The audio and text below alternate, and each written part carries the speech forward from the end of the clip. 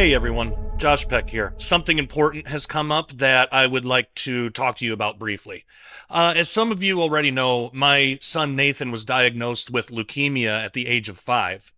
Back then, right when it happened, my very good friends, Hear the Watchman's very own, Mike Kerr and Jeannie Moore, wasted no time and began raising funds for us because they knew we were likely in for a long and expensive road ahead.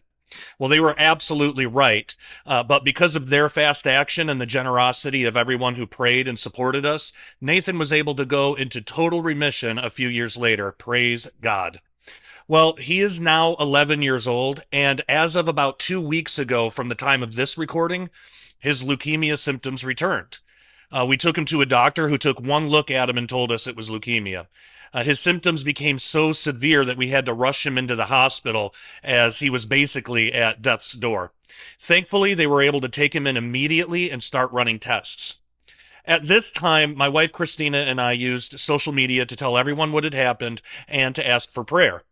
After that, the hospital began to run a number of tests, and something miraculous happened.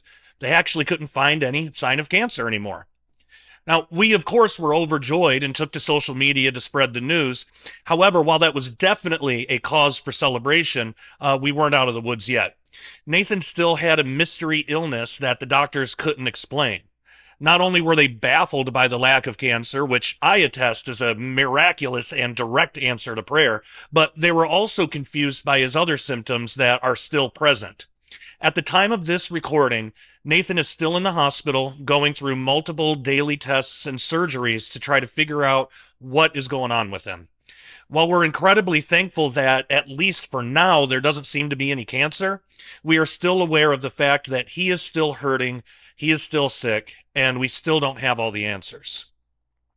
While we really want to focus on Nathan solely, we unfortunately also have to be aware of the fact that the longer he's in the hospital and the more tests they have to run, the more expensive this will be.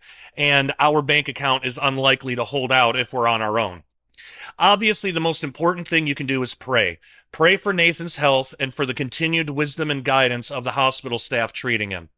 Also, keep Christina and I in prayer because, as you can imagine, this is a very worrying, troubling, and stressful time for our whole family, Nathan's brother and 3 sisters included. If you would like to donate financially, you can do so at givesendgo.com/NathanTheBrave. You can also go to paypal.me/JoshPeckDisclosure. Or you can send in your donation to P.O. Box 270123, Oklahoma City, Oklahoma 73137.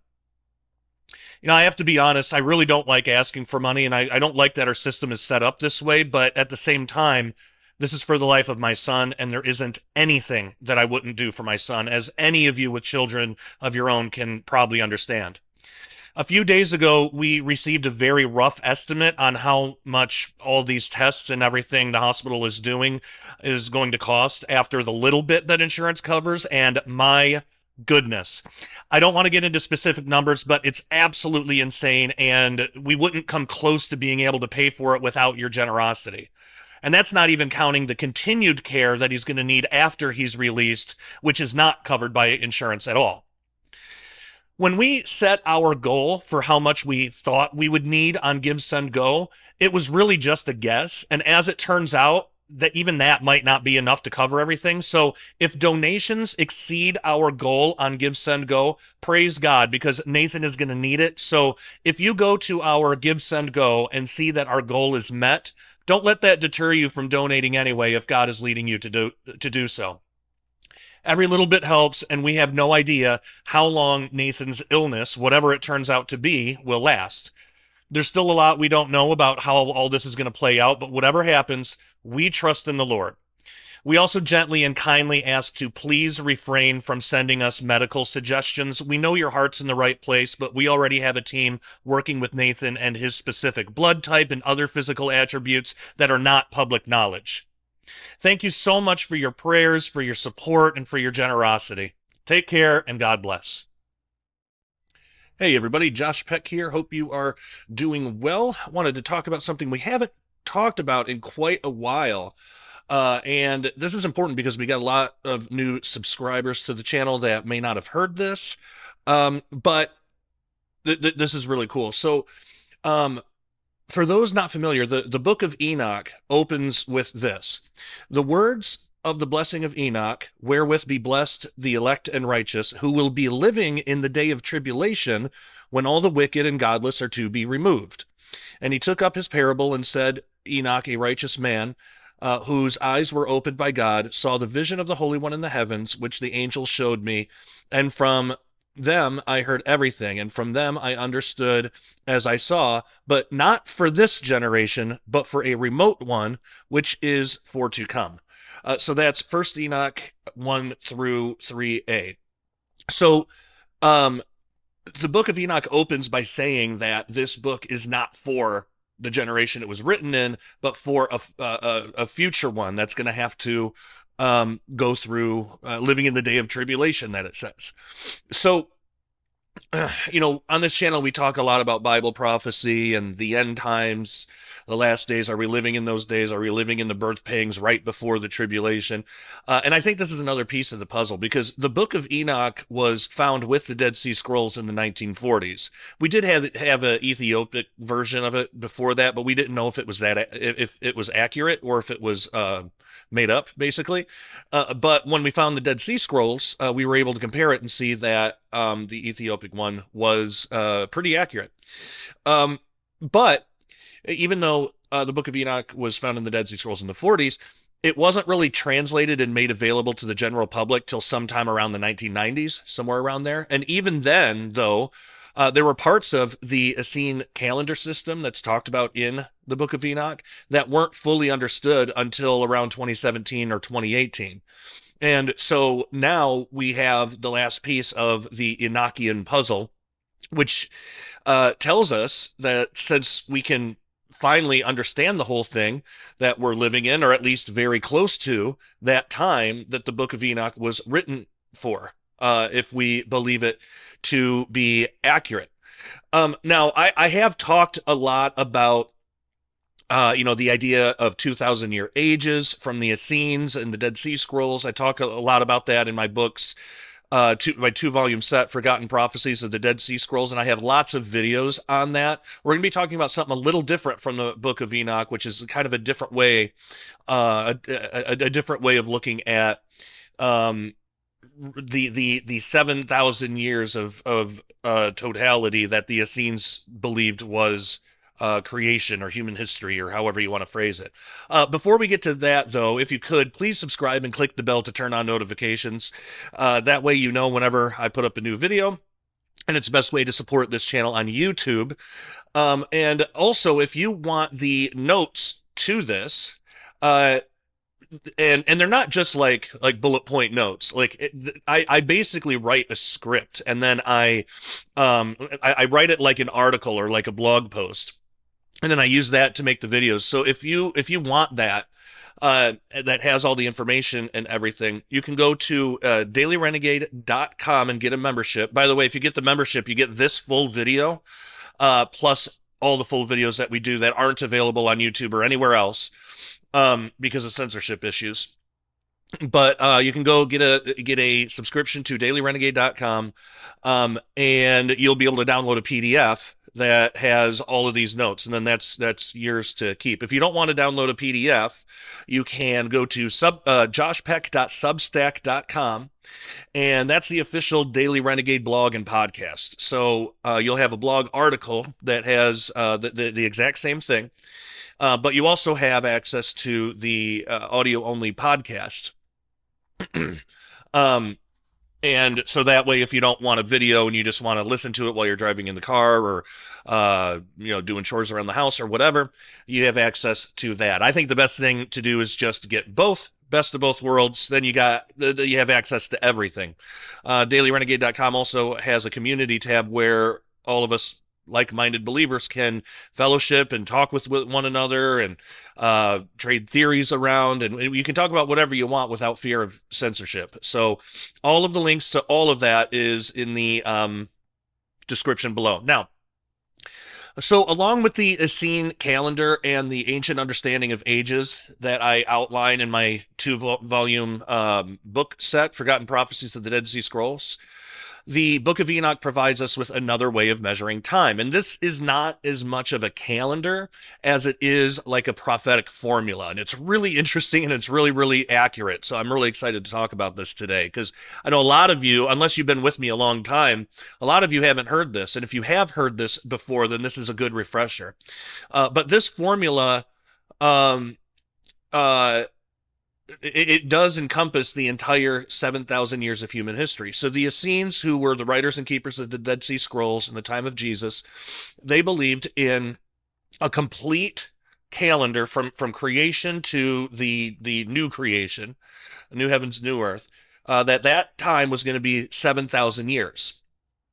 Um, and they split that up into ages, into basically 3.5 ages. So an age is 2,000 years, according to the Essenes, and then the last age, which is the Sabbath, would have been 1,000 years, and we know that is the millennial reign of Christ.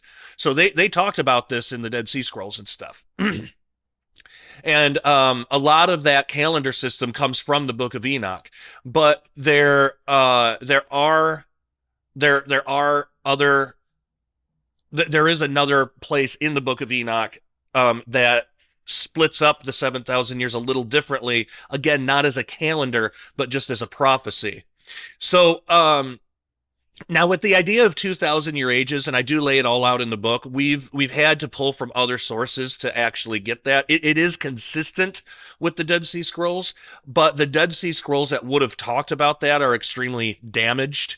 And so we've had to kind of pull from other sources and traditions. I have a whole chapter on it in my book, but while we may not have fragments from the Dead Sea Scrolls that clearly lay out, the idea of 2,000 year ages, we do have something in the Book of Enoch showing a totality of 7,000 years. So instead of being split up into seven 1,000 periods or four ages in 3.5 2,000 year periods, human history is divided into 10 700-year periods called weeks, with each day equaling 100 years. So this prophecy is called Enoch's 10 weeks or Enoch's apocalypse of weeks, which I think sounds really cool. So the prophecy comes from the Book of Enoch, chapters 91 and 93. Now, we do have some fragments from the prophecy from the Dead Sea Scrolls to compare what we have from the Ethiopic version. So if we're understanding this correctly, the years of the 10 weeks should be as follows. So I'll put a chart up on the screen. So in the first column, it's the number of the week, the prophetic week. Remember, each day in the week is 100 years. Now the next column is years in AM. This is how the Essenes, the Dead Sea Scrolls, would have looked at time. They started basically from the year 0 or 1. And I don't know which, and that's why a lot of people have asked me, like, well, lately you've been saying it's 20, you said that 2025 would be the final Jubilee, but now it's March of 2026. It's because of this. It's because of this AM thing. I didn't know whether they started from the year 0. Did they call the first year 0 or did they call it 1, And so that's why it turns out the final Jubilee does start in March of 2026, so just a few months away. But anyway, so AM means Anno Monday. It's just year of the world. So they would have started at 0 or 1, like I said, and they would have counted up.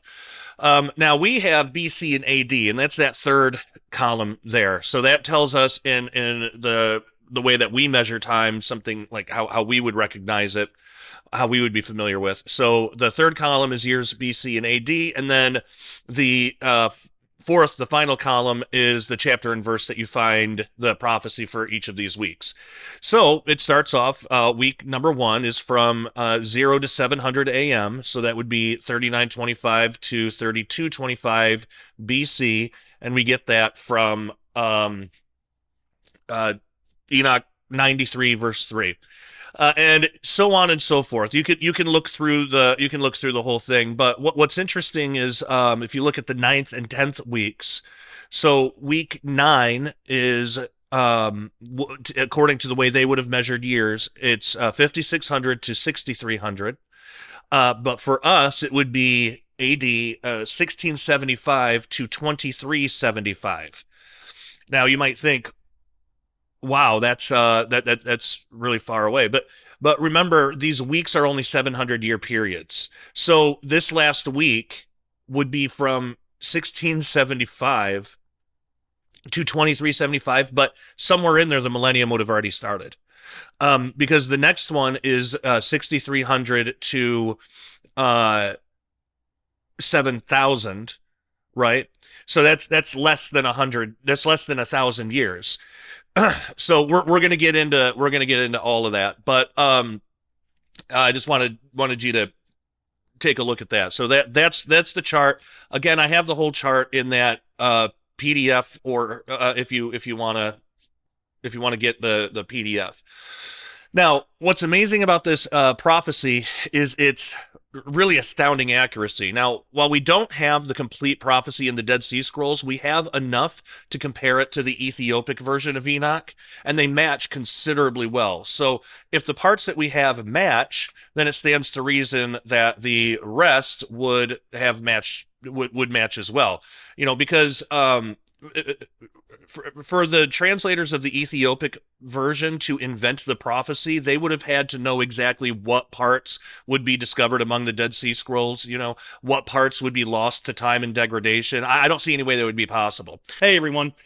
Concerning the economically unstable times that we live in, it is a great idea to convert some of your savings into real money. Now, there is a big difference between real money and what we call money, which is actually currency. So our dollar is currency, which fluctuates. Real money, like silver, is a store of value over time. The best way to think of it is like this. If you had saved $1,000 in cash back in the late 60s, the late 1960s, that $1,000 would still be $1,000 today, but it would buy you significantly less today due to inflation. Now, if you saved that same $1,000 in silver back in the 1960s, it would be around $28,000 today. So one of the best ways to protect your purchasing power is in real money, more specifically, silver. Now, you can buy and have the metal shipped discreetly to your door, and what most people don't know is that you can actually convert your IRA or even your 401k into physical silver rather than having all your life savings tied up in the paper fiat system, which is, of course, subject to hyperinflation. So go to dailyrenegade.com right now and click on the Cornerstone Asset Metals banner and sign up to get your free silver report. One of the financial experts will speak with you and find out the best way to protect your savings going forward in these uncertain times. You can also click on the link in the description below that goes directly to cornerstoneassetmetals.com. Make sure you tell them that Josh Peck at Daily Renegade sent you. It is time to stop trusting the evil beast financial system of the world and protect your assets today. So the fact that the parts that we have match really well, it stands to reason the parts that we don't have would have matched as well. So whatever we don't have from the Dead Sea Scrolls, we can safely fill in with the Ethiopic version. So Enoch's Apocalypse of Weeks 1 through 6. So study of this 10-week prophecy can become very extensive, and it really could fill the pages of a book all its own. But we can look at some of the basics to show its accuracy. So the Dead Sea Scrolls provide us with week 1, the first half of week 2, the second half of week 7, and weeks 8 through 10 in full. That's what we get from the Dead Sea Scrolls. We can fill in the rest of the weeks with the Ethiopic version. So, explaining the first week and part of the second from the Dead Sea Scrolls, the book of Enoch says, when he was delivering his letter, Enoch resumed his speech and said, I, Enoch, was born on the 7th day in the first week, and until my time justice was strong. After me will come the second week when deceit and violence will increase. So some translations, such as the Ethiopic Giez to English, render this passage as if Enoch was saying he was born the 7th in a genealogical line during the first week. The Dead Sea Scrolls version says he was born on the 7th day in the first week. Now, this is really interesting because in actuality, both of these would be correct. So if we do the math, we discover that Enoch was born in the year 622 a.m., which would have been on the seventh day in the first week, if each day is 100 years. So it would have been in that final 100 years of that week. Also, in accordance with the Ethiopic version, Enoch was the seventh generation from Adam. So both of those would be correct. Now, we're given the first few words of the second week from the Dead Sea Scrolls. So to understand what's being said about the entire second week, we can look to the Ethiopic version, which is where we'll obtain all Ethiopic translations from this prophecy. So it says, "And after me there shall arise in the second week great wickedness, and deceit shall have sprung up, and in it there shall be the first end, and in it a man shall be saved. And after it is ended, unrighteousness shall grow up, and a law shall be made for the sinners." So this is clearly talking about the events that led up to Noah's flood. Great wickedness was caused by fallen angels mating with human women, and we read about that in Genesis 6, 1 through 4, and then there was the first end. Now, we're not sure exactly what this is because, the flood would have happened in 1656 a.m., yet this week would conclude in 1400 a.m. So it's possible that the first end described here doesn't have to do with the world being destroyed by the flood, but instead is referring to the genetic and moral corruption of humanity in the days of Jared, which we read about in Enoch 6, verse 6, which would fall in line with this timeline. Um, so also the it from after it is ended might be talking about the wickedness itself, or it could be talking about the second week itself. Now in either case, this part of the prophecy could be looking ahead a bit past the second week. Noah would be the man who was saved, though rather than describing the flood, this would be referring to him being saved from the fallen angels and Nephilim giants on the earth in those days. He was saved away from all of that stuff going on. Unrighteousness rises again, so there's a law for the sinners, which might be what Noah was preaching about during this time from 2 Peter 2:5, before the flood was announced. Now, for week 3, the book of Enoch says, "And after that, in the third week, at its close, a man shall be elected as the plant of righteous judgment, and his posterity shall become the plant of righteousness forevermore." So, since this only discusses the close of the third week, it could be that the description of the second week bled over a little bit into the beginning of the third. If this is happening, we could consider the second and the third weeks together, in which case we could include the flood. Now, near the close of the third week, the only man this could be referring to is Abraham, the father of the Jewish people. This also tells us the term plant of righteousness has to do with the Jewish people, and that's important to know because it'll come up again. Week 4, Enoch says, "And after that, in the fourth week, at its close, visions of the holy and righteous shall be seen, and a law for all generations, and an enclosure shall be made for them." So the event that best fits this, the events that best fit this description within this time are the Exodus and the giving of the law to Moses and the children of Israel. Moses saw visions of the holy and righteous upon Mount Sinai. The law for all generations is the Torah, and the enclosure is most likely referring to the tabernacle or the first entrance of the promised land by the children of Israel, since that falls within this time period as well. Next, Enoch says about week 5, "And after that, in the fifth week, at its close, the house of glory and dominion shall be built forever." So this could be describing Solomon's temple, which would have been around 2935 a.m. However, since it says at its close, it is most likely referring to the second temple, which would have been in 3408 a.m. This could also have something to do with Israel itself rather than only the temple. Also, I want to know, sometimes in Hebrew, the word forever doesn't mean a never-ending span of time, but it means like a dispensation of time. And I developed that idea, excuse me. I developed that idea further in another chapter of my 2-volume set. when we read through a Dead Sea Scroll called Psalms of Exorcism, but since it applies to this prophecy as well, it should at least be mentioned here. So we don't necessarily need to look for some kind of house that still exists, though it could be that, but we can also include something that was built for a dispensation of time, and the temple would fit that description. By the way, if you want a source for that, you could look at Arnold Fruchtenbaum's Messianic Bible Study 176, The Sabbath, and I believe that's page 31 through 33. But yeah, so sometimes when it's translated as forever in English, it doesn't mean like it doesn't always mean forever. So I don't know if that's an old English thing or what that is. But in the Hebrew, sometimes it just means for like a long time or for a set time, for a dispensation of time, stuff like that. Okay. Now, what's interesting is there's another Dead Sea Scroll called the Apocalyptic Chronology or Apocryphal Weeks that seems to be a commentary on this part of Enoch's prophecy. And it says, determined end, and afterwards will come the fifth week, 480 years after the Exodus from Egypt. Solomon built the temple. It was destroyed in the time of Zedekiah, king of Judah. It was restored by the Levites and the people of the land. Final stage, king of the Kittim.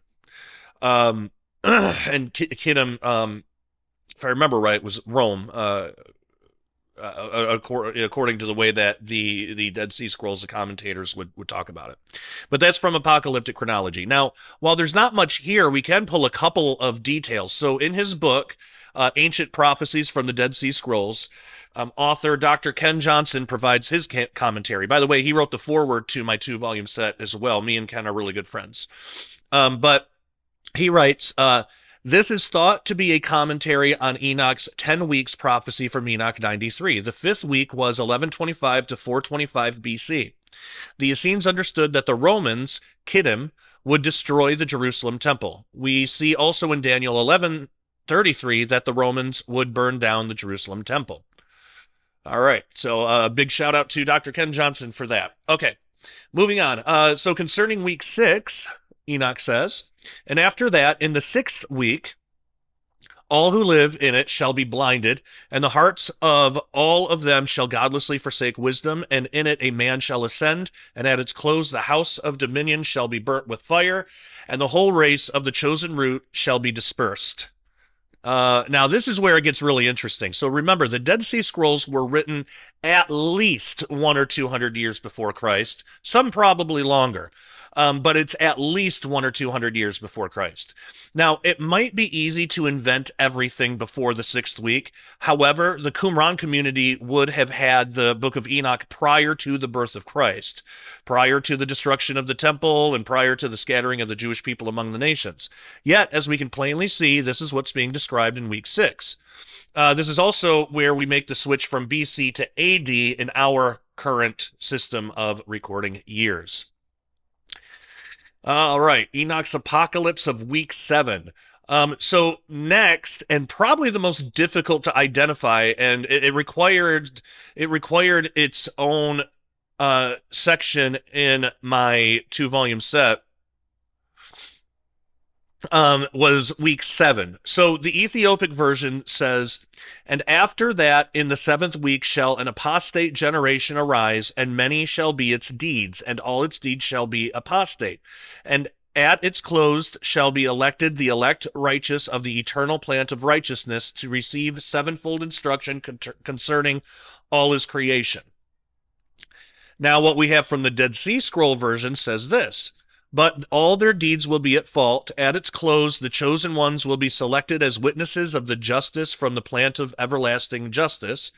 They shall be given wisdom and knowledge sevenfold. They shall uproot the foundation of violence and the work of deceit in order to carry out justice. So as we can see, we're given a little extra information in the Dead Sea Scroll. So many have assumed that verse 9 from the Ethiopic version is talking about the Catholic Church in the Dark Ages. And this very well could be. However, Islam was also founded during this time, so we would have to consider that possibility as well. But to narrow it down, we must identify the other group mentioned, called the chosen ones, who are selected as witnesses of the justice from the plant of everlasting justice, according to the Dead Sea Scroll version. So the Ethiopic version translates this as the elect righteous of the eternal plant of righteousness. Now remember, from week 3, the plant of righteousness has to do with Abraham and the Jewish people. So we should be able to find a sect of Jewish people who are called out from many Jews during this time. This should also have something to do with wisdom and knowledge or an instruction concerning his creation. It should be a substantial change from the norm at the time, since it's described as a sevenfold instruction and wisdom and knowledge sevenfold. Well, months before I was writing that part for my book, I was really puzzling over this prophecy and I could not figure it out. I believed that it might somehow involve Catholicism of that time, perhaps the iconoclast movement having to do with idolatry, since it was occurring then. While I was researching this, though, I only had access to the Ethiopic translation, and I wasn't aware of the slight differences and additions found in the Dead Sea Scrolls version. Um, because I had written about this before my 2 volume set even came out. There was an earlier version that was just a single book that's not in print anymore. Um, so at that time, that's what I had. And I even emailed Dr. Ken Johnson about what I was thinking at the time, though admittedly I wasn't convinced of it fully myself. And actually, here's an excerpt of that email um, that I sent to Dr. Ken Johnson. This is just an excerpt, but I said, the only thing I can find that remotely fits this is the Second Council of Nicaea, which had 7 sessions, each one ending with a determination, so literally 7 distinct teachings slash instructions, and it all related to the veneration of icons, or what we might go as far as to say the veneration or worship of idols. The second commandment says not to make, worship, and serve any graven images of any in heaven, earth, or in the sea, basically all of creation. Now, the Second Council of Nicaea determined the veneration of icons was acceptable, but what if the ones who determined that were part of the apostate generation, and the instruction that the righteous were receiving concerning all of creation was a bad instruction from the apostates about icons/idols? Is it possible the instruction the righteous received does not come from God and is not a good instruction? End quote. So that was just a little excerpt. So that was kind of where my mind was going. And, yeah, I still admit that's still possible. I mean, it does kind of fit. Um, but after I sent that email, I knew I needed more study. But at the time, I felt like I had exhausted all my options. The initial interpretation I concluded didn't seem to fit exactly right. I mean, I could kind of make it fit, but I don't want to do that. I don't want to make something fit. I want something to fit, and if it doesn't fit, then it doesn't fit. And I didn't know if this fit or not. But I just simply didn't know where else to look. Now, I've learned throughout the years the best thing to do in these situations is to put it in prayer, leave it to the Lord, and wait on Him to reveal the answer if He so chooses. And so that's exactly what I did. Well, months later, up until the day before the time of the original of my original writing, excuse me. Um, I've talked about it many times before, but the ancient Jewish group called the Essenes, who were around at the time of Christ, said that they were the ones who kept the original prophetic calendar God gave to Adam. Did you know that calendar has actually been reproduced today from the fragments of the Dead Sea Scrolls? That's right, and now you can own one for yourself. So the Dead Sea Scroll wall calendar is now available and contains both the Essenes calendar as well as our own calendar, so you can compare the dates and see if they fall on anything interesting or prophetic in this amazing and ancient calendar. The calendar itself was developed by Dr. Ken Johnson and put into print by yours truly, so proceeds from the sales of this calendar go to support both Dr. Ken Johnson's ministry as well as Daily Renegade. It's amazing amazing because this is the exact calendar that the Bible itself uses from Genesis all the way to Revelation. It's a great study tool and can even make a great gift for your prophecy-loving friends and family members. Click on the link in the description below to pick up yours today. I was writing on the 10 weeks prophecy of Enoch, and I stopped after week 6. The end of the workday had come, but I knew that the following day, I would I knew that the following day I would have to once again tackle week 7. Now, I always felt that the icon slash idol interpretation wasn't completely satisfactory. It still could fit, but unless there's something I'm missing, it wasn't just clicking as well as I felt like it should. So I didn't want to offer that as a valid interpretation in my book. Um, I was ready to simply admit that I had no idea what the interpretation is and move on to week 8. And I would have put the way that I would have done it, I would have put my thoughts down. I would have said maybe this iconoclast thing, but I don't know, it doesn't really fit. I would have just been honest about it. But that night, the night before I had to come back to write this part, that night I was relaxing in bed and I was getting ready to sleep for the night. I turned on a series that I had been watching during my downtime by Dr. Chuck Missler, a brilliant Bible teacher who went home to be with the Lord in May of 2018. The series was on the book of Colossians. It had absolutely nothing to do with the book of Enoch, the Dead Sea Scrolls, or really any other subject addressed in my set, in my 2 book set, or in the book that I was working on at the time. I was about halfway through the series, around the 4th or 5th session, and then suddenly, seemingly at random, but too precise to be mere chance, the answer to Enoch's 7th week appeared on the screen. And the funny thing is, Dr. Missler wasn't teaching anything about the book of Enoch. There was no indication that he even knew his teaching had anything to do with this prophecy. I quickly paused the television after his explanation. I turned to my wife and I said, "That's it. That's Enoch's 7th week." And I quickly made note of it in my phone for the following day, and then I turned the session back on. Well, about an hour later in the next session, another interesting bit of seemingly coincidental teaching came up. Dr. Missler started describing a practice that every Christian should begin doing, considering a familiar Bible verse. John 14:26 says, "But the Comforter, which is the Holy Ghost, whom the Father will send in my name, he shall teach you all things and bring all things to your remembrance, whatsoever I have said unto you." So he suggested, Dr. Missler suggested, that anytime we come across an unfamiliar verse in the Bible and don't know what it means, we should pray to God for the answer, remind him of his promise in John 14:26, and wait. Dr. Missler then suggested keeping a record of the verse in a personal journal for later use. He said it likely will not happen right away, but eventually God will reveal the answer, and most likely he'll do it in an unexpected way, such as in an overheard conversation or a thought that occurs while eating dinner, something like that. Somehow, he said, God will provide an answer, and when he does, he said that we should find that spot in the journal with our original question and write under it how God taught us the answer. And this is because there will be times when we as Christians go through doubts and difficult times. And when those times come, we can pick up that journal and read through the many ways that God has tutored us throughout our lives.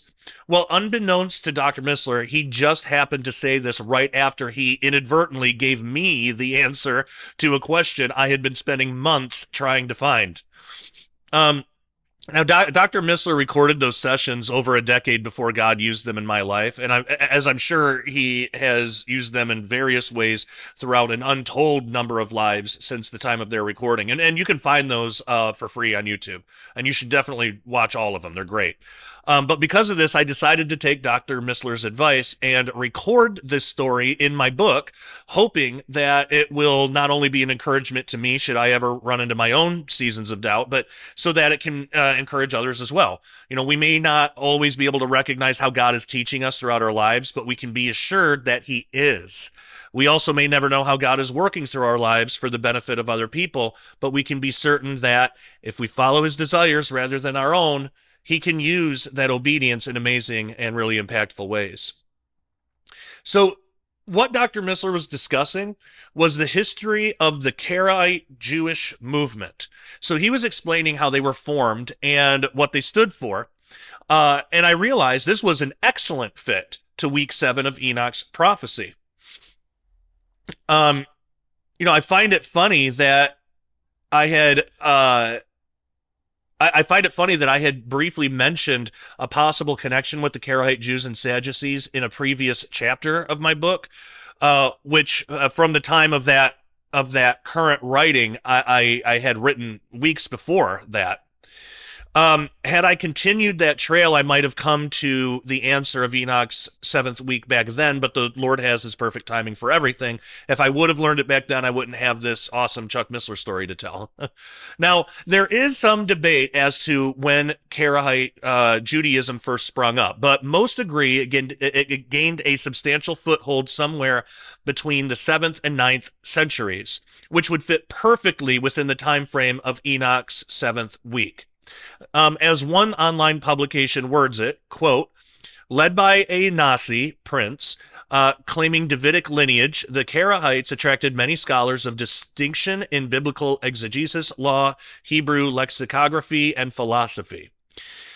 So originally, the Karaite Judaism branched off from mainstream Talmudic Judaism of the time.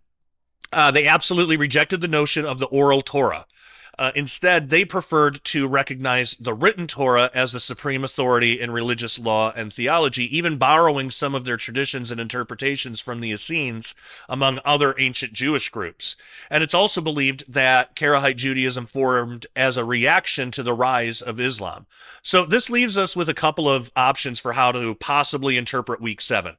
If Islam is the prophesied apostate generation, and if Karaite Judaism rose as a reaction to it, then the Karaite Jews would be the elect righteous of the eternal plan of righteousness.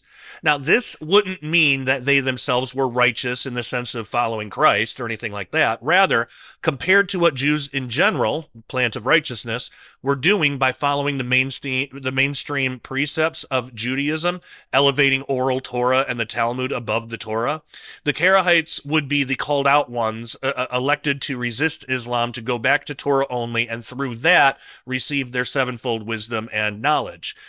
This would have been a great amount of wisdom and knowledge compared to what was found in Talmudic Judaism of that time. Now, on the other hand, there might be a simpler explanation. The apostate generation of verse 9 from the Ethiopic version might not be describing Islam or even Catholicism at all. Instead, it might be describing Talmudic Judaism itself. Remember, um, uh, so Talmudic Judaism sprung up after Talmudic Judaism sprang up after the destruction of the temple in 70 AD. It was formed from surviving Pharisees. And when we look through history, ancient Pharisees were certainly violent. One only needs to read through the pages of the four Gospels to discover that fact. So Pharisees and any group developing from them would have had a tradition and history of violence, like the prophecy says. If Talmudic Judaism, which was formed from ancient Pharisaical Judaism, is the apostate generation, then it would make sense how the Karaite Jews could fulfill the rest of the prophecy. Not only were they given a sevenfold instruction concerning all of creation, which would be gained by putting the Torah, including the creation account in Genesis, above Talmudic interpretations and traditions, but by rejecting the traditions of the Pharisee turned Talmudic Jews, they would fulfill the last part of the Dead Sea Scroll version, which says, they shall uproot the foundations of violence and work of deceit in it in order to carry out justice. So the foundation of violence and works of deceit would describe the Pharisees. So by rejecting Talmudic traditions, the Karaite Jews would have been uprooting that Pharisaical foundation. Other translations render the final part as to pass judgment on it rather than carry out justice. Now, given that, we can see how the Karaite Jews passed judgment on Talmudic Judaism. Here's one source that says about this, quote, the best part of the Karaite intellectual effort was directed at proving the errors of the rabbinates. Their critical acuteness and thorough knowledge of rabbinical doctrines ensured the high level of their polemics. and their religious attack was accompanied by bitter social criticism of the Jewish leadership, the exilarchs, the geonim, or heads of the academies, and the dignitaries which surrounded them. So, in my opinion, Enoch's seventh week is likely not describing Catholicism or Islam, though admittedly it is still a possibility.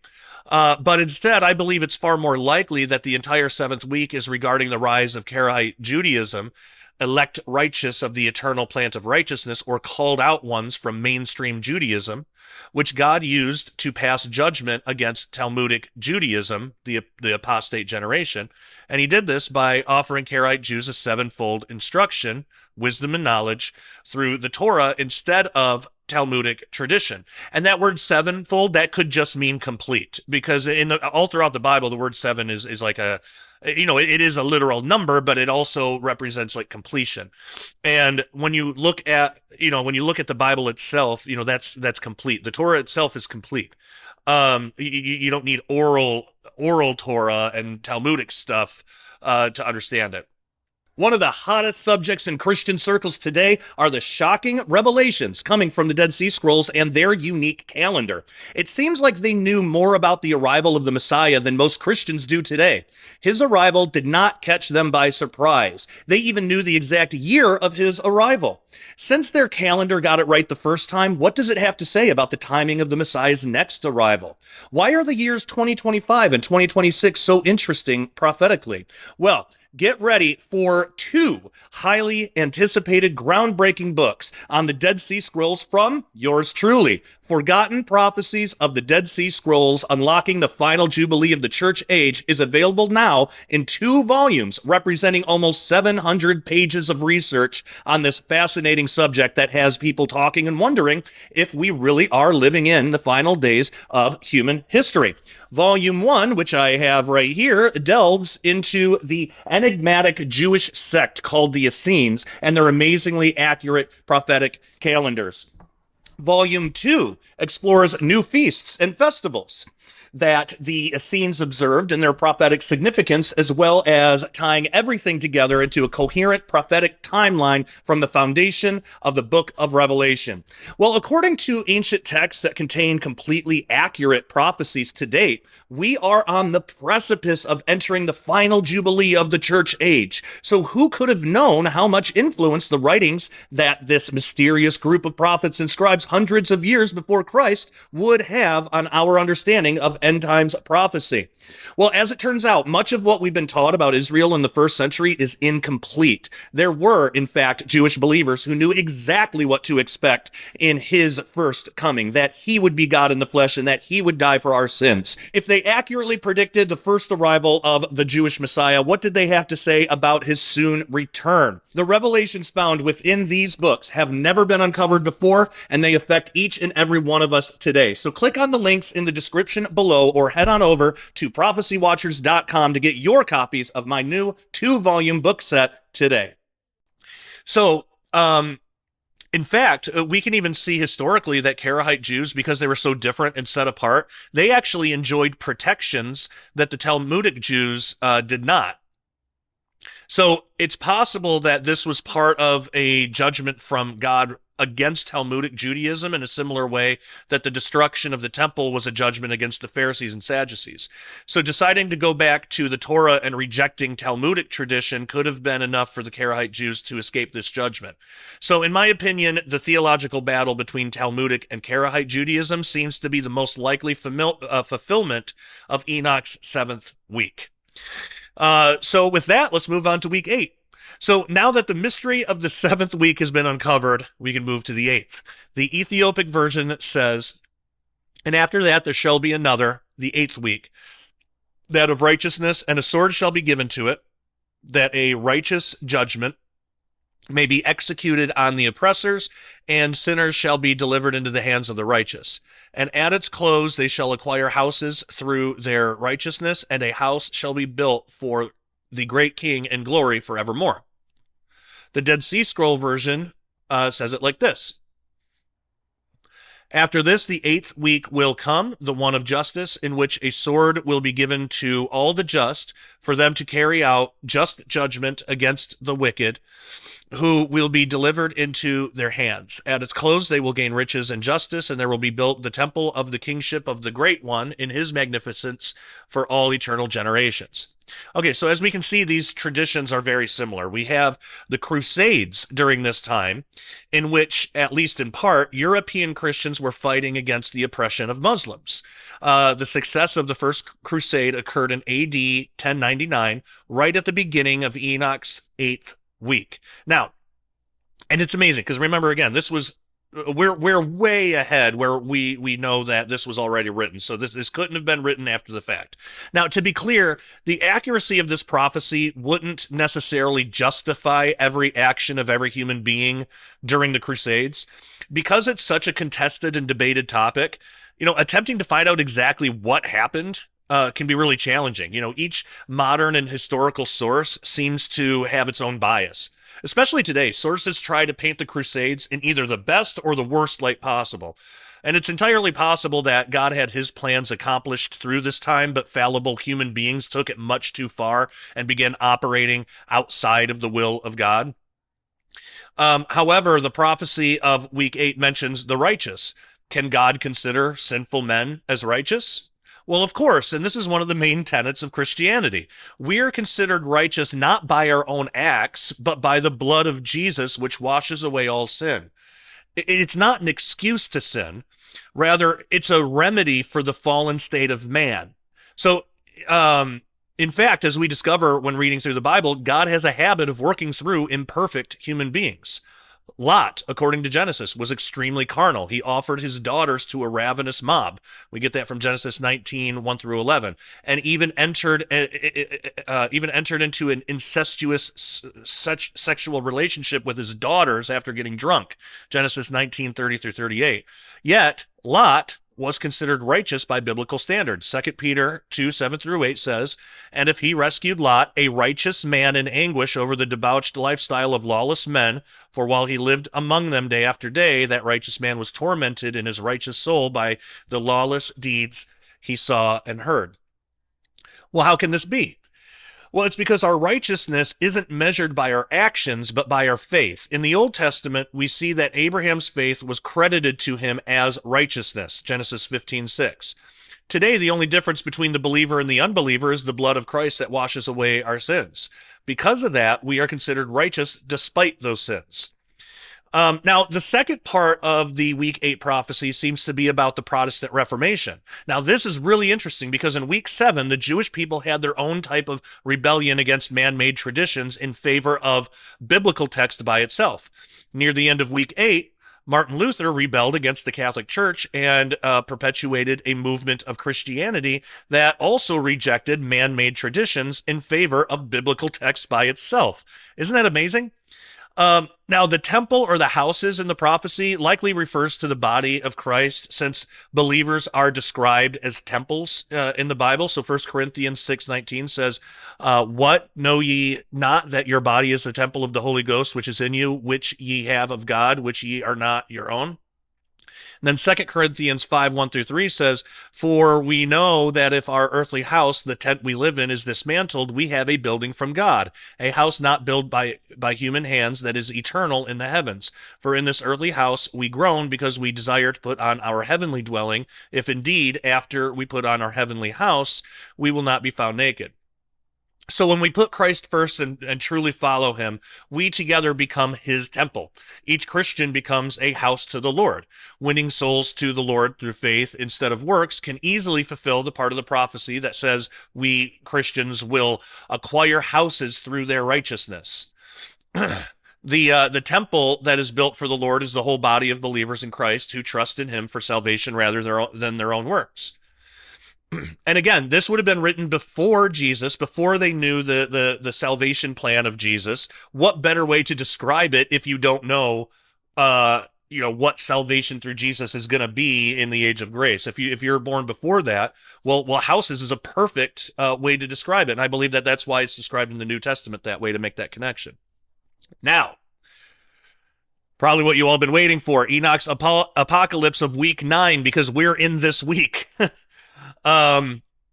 Actually, we're right in the middle of the week, which is interesting. But week nine, and that idea of being in the middle of the week, right down to the year, by the way, it is really fascinating. But okay, so let's get into it. Week nine begins to explore a future time from our own. So the Ethiopic version says, uh, and after that, in the ninth week, the righteous judgment shall be revealed to the whole world, and all the works of the godless shall vanish from all the earth. And the world shall be written down for destruction, and all mankind shall look to the path of uprightness. And the Dead Sea Scroll version says, and after that, the ninth week, in it will be revealed justice and just judgment to all the sons of the whole earth, and those who act wickedly will vanish from all the whole earth, and they shall be hurled into the eternal well. All men will see the just eternal path. Now, it's probably obvious that this is referring to the return of the Messiah, Jesus Christ. So this week occurs between the years AD 1675 and 2375. The exact midpoint of week nine. Remember, half of 700, these weeks are 700 years long. Half of 700 is 350. So 350 years after 1675 is 2025, this year, the year we're living in right now. We are right in the middle, exactly in the middle of week nine. Now this is, as we talked about earlier, the beginning of the final. Uh, this is the beginning of the final jubilee of our age of grace. A jubilee is 50 years, according to the Essenes. I mean, technically it starts March 2026, but our calendar is a little different than theirs. But basically, this is the beginning of the final jubilee of our age of grace, the last 50 years, according to the Essenes, before the kingdom age is supposed to begin. Is that just a coincidence? Now, when I first came across this, I wanted to see if there was any indication that something was unique about this week. I wanted to know if there was any reason beyond just the interest in the year 2025 to read the prophecy this way. And I wondered if we should expect the events of this prophecy to occur at the midway point. Then I noticed the detail about how time frames within the weeks are described. There is a commonality among almost all the weeks that week nine does not share. Most describe something happening at the close of a week, at the end of a week. However, week nine doesn't suggest whether these events will happen at the beginning, middle, or near the close of the week. It just says in, and that made me wonder if any other week has a similar lack of description about the timing. Well, the first week gives us an idea of the timing, as Enoch says he was born on the seventh day in the first week. This would have correlated to between 600 and 700 a.m., and in fact, he was born in 622 a.m., so that's accurate. The second week, much like the ninth, does not offer us any kind of timeline. The only thing we know is a man, presumably Noah, will be saved through what we can assume is the sin of the watchers and eventual genetic and moral corruption of the entire world. Chapter 6 of the book of Enoch tells us this event began in the days of Jared. It says this is Enoch 6, verse 6. And they were in all 200 who descended in the days of Jared on the summit of Mount Hermon, and they called it Mount Hermon because they had sworn and bound themselves by mutual imprecations upon it.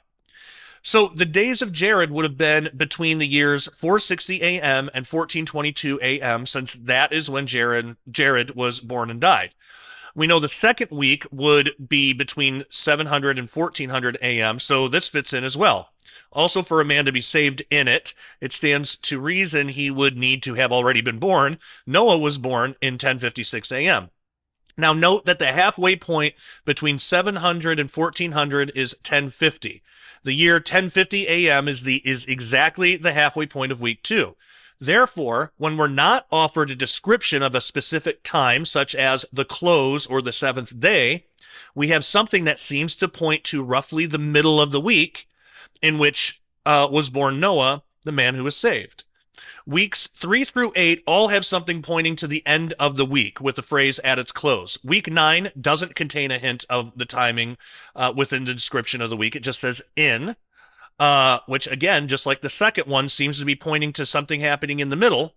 And then lastly, week 10 describes the seventh part. The only 2 weeks that do not offer us a time frame are week 2 and week 9. Week 2 seems to contain a reference that could be pointing to the halfway point. So, could it be that if timing is not offered, it's meant to be understood as describing events that will occur in the middle of the week, roughly. If so, could we begin to see the fulfillment of Enoch's ninth week, either exactly or roughly halfway through in or around our year 2025? Is it just a coincidence, or is it possible that this is all accurate and the year 2025 holds prophetic significance? Well, we'll get into that a little bit more later, because I have more that I want to talk about. But let's get to week 10, and then we'll talk more about our time today. But to conclude the apocalypse of weeks, the Ethiopic version of Enoch says, "And after this, in the 10th week, in the 7th part, there shall be the great eternal judgment, in which he will execute vengeance amongst the angels. And the first heaven shall depart and pass away, and a new heaven shall appear, and all the powers of the heavens shall give sevenfold light." The Dead Sea Scroll version says it like this: "And after that, the 10th week, in its 7th part, there will be eternal judgment and the moment of the great judgment, and he will carry out revenge in the midst of the holy ones. In it, the first heaven will pass away, and there will appear a new heaven, and all the forces of heaven will rise throughout all eternity, shining 7 times more." So this clearly refers to the end of the kingdom age, the great white throne judgment, and the creation of a new heavens and new earth. However, there's one small detail that could be easy to overlook if we're not careful, and that's what I want to talk about now. It's what's called the chiastic structure of the 10 weeks. And this is really important because this whole prophecy has a certain structure that we can pull even more things to learn about the weeks from it. Specifically, the 9th week, the week that we're living in now. There's a lot more we can learn, so let's get into that. Hey everyone, I hope you enjoyed the first half of this episode of the Sharpening Report. You know, if you are a Bible-believing Christian who opposes the kingdom of darkness trying to run the world right now, then you are a renegade to the satanic system. We here at Daily Renegade wear that badge proudly. So, if you're a renegade as well, and you want to see the rest of this video, head on over to dailyrenegade.com right now and get a membership today. Not only will you get the rest of this video, but you'll get our full catalog of Sharpening Report episodes and Daily Renegade update videos on topics such as Bible prophecy, science, technology, the Nephilim, aliens, and so much more. All of our episodes at Daily Renegade are early access, so as a member, you'll get the videos before anyone else does. Daily Renegade also offers videos not available anywhere else due to social media censorship. We also have a community page only for members where we can all fellowship together without fear of censorship.